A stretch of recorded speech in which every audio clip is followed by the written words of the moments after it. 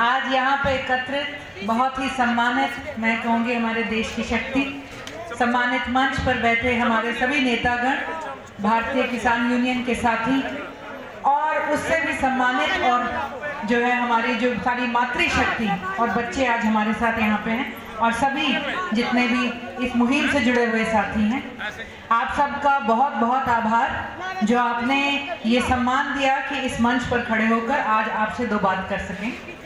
मैं चौधरी निर्मल सिंह जी की बेटी हूँ और एक किसान खेती परिवार से हूँ।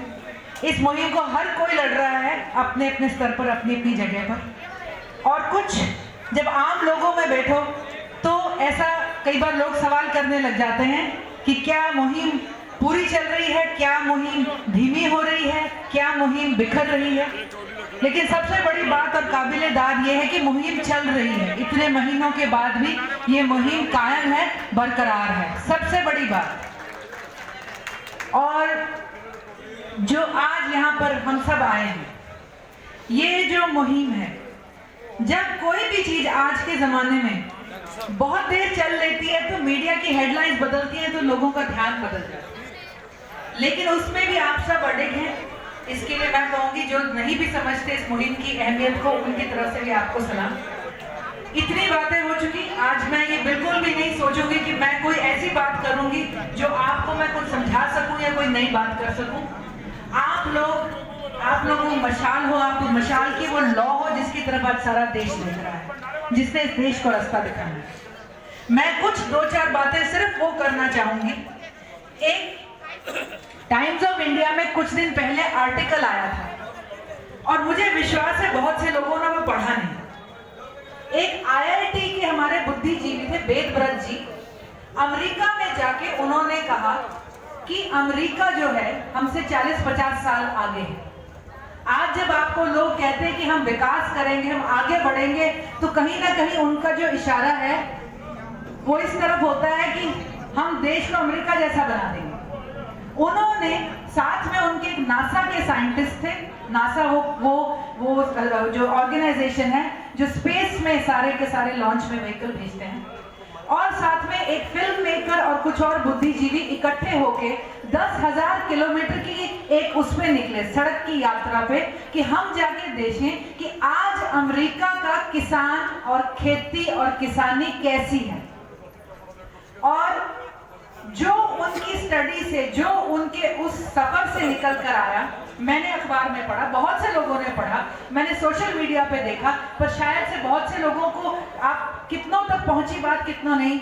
उन्होंने जो आज किसानी की हालत अमेरिका में बताई है, जो हमारी 40-50 साल बाद होगी, वो देखकर आपकी आत्मा कांप जाएगी। उन्होंने बताया कि 80 के दशक में, तकरीबन 30-40 साल पहले, अमेरिका के राष्ट्रपति ने भी यही वहां के किसानों को कहा कि हम आपके ऊपर से बंदिशें, ये दायरे, ये लिमिट्स हटा देंगे, आप फ्री मार्केट में घुसोगे, आप दुनिया जीत लोगे। और उस वक्त जो मुश्किल के समय पे, वर्ल्ड वॉर के टाइम, डिप्रेशन के टाइम, जो रूजवेल्ट ने किसानों के लिए रियायतें दी थी जो आज हमारे पास भी हैं, उसमें MSP हुआ करती थी अमेरिका के किसानों के पास। अमेरिका के किसानों के पास सस्ते लोन हुआ करते थे, अमेरिका के किसानों के पास इंश्योरेंस की मदद हुआ करती थी, और अमेरिका के किसान की जो MSP उस वक्त लगती थी वो थी लागत कितनी है, खर्चा मुनाफा कितना होना चाहिए, और यहाँ पे महंगाई किस दर पे बढ़ रही है। उस वक्त अगर 1 रुपए किलो आटा अमेरिका में बिकता था, उस 1 रुपए किलो का 50 पैसा, 50% हिस्सा किसान का था। जब वहां पर नए आए, इनके जो नए रीगन साहब आए, इन्होंने आके कहा कि हम आपको मॉडर्न कर देंगे, फैसिलिटी हो जाएगी, और आम जनता को बोला कि जब बड़ी बड़ी कंपनियां इकट्ठे लेंगी, इकट्ठे छानेंगी, इकट्ठे पीसेंगी, तो आपको सब सस्ते में मिलेगा। लोगों की भी सहमति होगी, किसानों की भी कहीं ना कहीं सहमति आ गई। आज 40 साल बाद जब उस इलाके में से वो लोग निकले तो क्या देखा, उस वक्त और आज भी अमेरिका में हमारी तरह 90% जो किसान है छोटा किसान है। उस वक्त 60 लाख के करीब किसान और खेत हुआ करते थे। अगर एक किसान और उसके खेत को फार्म गिनोगे तो 60 लाख फार्म हुआ करते थे, आज सिर्फ 20 लाख फार्म बचे हैं। आज किसान अगर 1 रुपए में आज आटा अमेरिका में बिक रहा है, किसान को पहले 50 पैसा मिलता था, आज उसे उसमें से सिर्फ 15 पैसा मिल रहा है।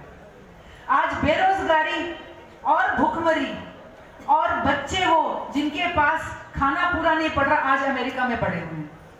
हुआ क्या, बड़ी बड़ी कंपनियों को उन्होंने लाके कॉन्ट्रैक्ट फार्मिंग किसानों के साथ करी, और उन कंपनियों ने क्या करा कि बीज अपना, फर्टिलाइजर अपना, मशीन अपनी खरीद हम करेंगे, बेचेंगे हम, मार्केट में रेट उन्होंने आर्टिफिशियली नीचे कर दिए।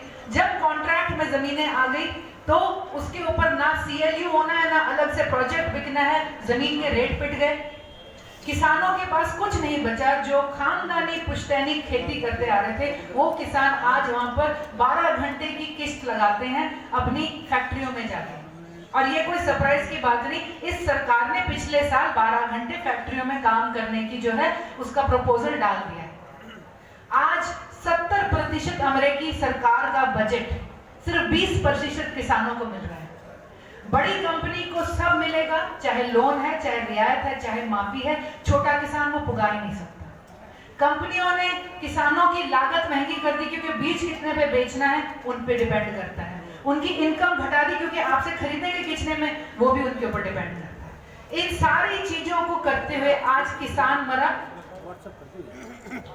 जो छोटे छोटे दुकानदार थे गांव के, रिपेयर की दुकानें, बीज की दुकानें, छोटे छोटे काम वो बंद हो गए। आज अमेरिका में हर साल गांव और रूरल इलाकों के अंदर 1000 स्कूल बंद हो रहा है। ये है हमारा भविष्य जिसकी तरफ हम जा रहे हैं।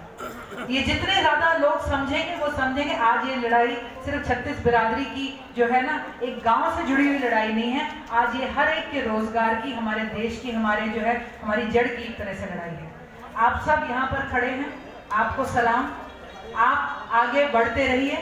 और ये बात सही है जो हमेशा कही गई है, नस्लों की लड़ाई है, फसलों की लड़ाई है, और अभी नहीं तो कभी नहीं।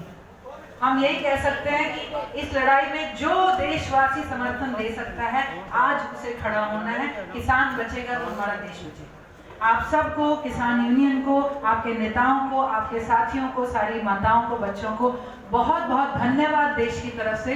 आज आप ही हैं जो टिके हुए हैं, वहां से लेके यहाँ तक जो लाइन है। आज देश का कोई वर्ग ये लड़ाई नहीं लड़ सकता।